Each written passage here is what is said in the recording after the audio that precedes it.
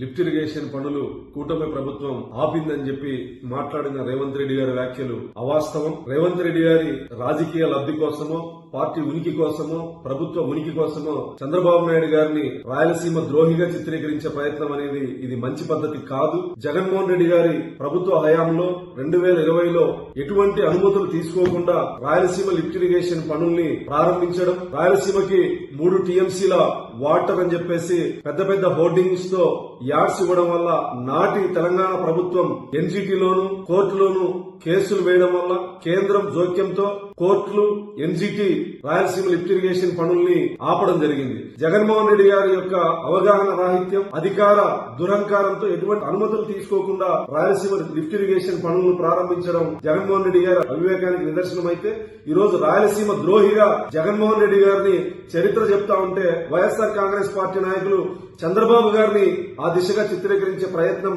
ఏమాత్రం వాస్తవం కాదు. 14 నుంచి 19 వరకు దాదాపు 12,500 కోట్ల రూపాయల ఖర్చు రాయలసీమ సాగునీటి ప్రాజెక్టుల కోసం ఖర్చు చేసిన ఘనత చంద్రబాబు గారిది అయితే కేవలం 2,011 కోట్ల రూపాయలు మాత్రమే 5 సంవత్సరాల్లో జగన్మోహన్ రెడ్డి గారు రాయలసీమ సాగునీటి ప్రాజెక్టుల మీద అవి కూడా ఖర్చు పెట్టలేకపోయారు. ఇక్కడ రాయలసీమ ద్రోహి అనే వ్యక్తి ఎవరైనా ఉన్నారంటే అది ఖచ్చితంగా జగన్మోహన్ రెడ్డి గారే. నిజంగా రాయలసీమ మీద చిత్తశుద్ధి ఉంటే ఆ రోజుల్లోనే అన్ని అనుమతులు తీసుకుని రాయలసీమ లిఫ్ట్ ఇరిగేషన్ పనులు ప్రారంభించి ఉంటే ఈ రోజు ఈ దౌర్భాగ్య పరిస్థితి వచ్చేది కాదు. కేంద్రం జోక్యం, కోర్టుల జోక్యం, ఎన్జీటీ జోక్యంతో రాయలసీమ లిఫ్ట్ ఇరిగేషన్ పనులు ఆగిపోయాయనేది వాస్తవం. మీకు ఆధారాలతో సహా నిరూపించడానికి రాష్ట్ర ప్రభుత్వం సిద్ధంగా ఉంది. రేవంత్ రెడ్డి గారికి సమాచార లోపమా లేకపోతే అతన్ని రాజకీయ ఉనికి కోసమో తెలియదు గాని తెలంగాణ శాసనసభలో ఆ విధంగా మాట్లాడడం అవాస్తవానికి చాలా దగ్గరి మాటలు.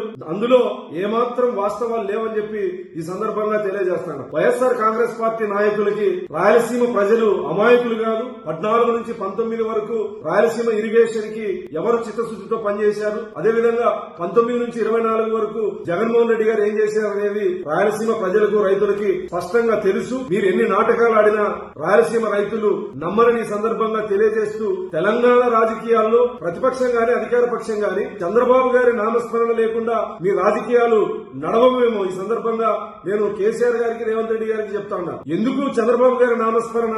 రేవంత్ రెడ్డి గారి మీద అంత ఇంత గౌరవం ఉండేది. ఇలాంటి అవాస్తవాలు మాట్లాడి మీ హీరోయిజం కోసం, మీ గొప్ప కోసం చంద్రబాబు నాయుడు గారిని విలన్ చేసే విధంగా మీ మాటలు ఏవైతే ఉన్నాయో అవి వెనక్కి తీసుకోవాలని సందర్భంగా డిమాండ్ చేస్తా ఉన్నా. రాయలసీమ అభివృద్ధి మీద గాని, రాయలసీమ సాగునీటి ప్రాజెక్టుల విషయం గాని, తాగునీటి ప్రాజెక్టుల విషయంలో గాని చంద్రబాబు నాయుడు గారికి, కూటమి ప్రభుత్వానికి చిత్తశుద్ధి ఉంది గాని జగన్మోహన్ రెడ్డి గారి యొక్క వైఎస్ఆర్ కాంగ్రెస్ పార్టీ నాయకులు మాట్లాడేటువంటి అవాస్తవాల్ని ప్రజలు నమ్మరు. వీటన్నిటిని తిప్పికొడతాం. రేవంత్ రెడ్డి గారు మీరు వాస్తవాల్ని ప్రజలకు తెలియజెప్పాల్సిన ఈ సందర్భంగా విజ్ఞప్తి చేస్తూ ఇలాంటి అవాస్తవాలు మాట్లాడే ముందు, చంద్రబాబు నాయుడు గారిని ఉచ్చరించి మాట్లాడే ముందు వాస్తవాలు తెలుసుకొని మాట్లాడాల్సిందిగా రేవంత్ రెడ్డి గారిని విజ్ఞప్తి చేస్తా ఉన్నా.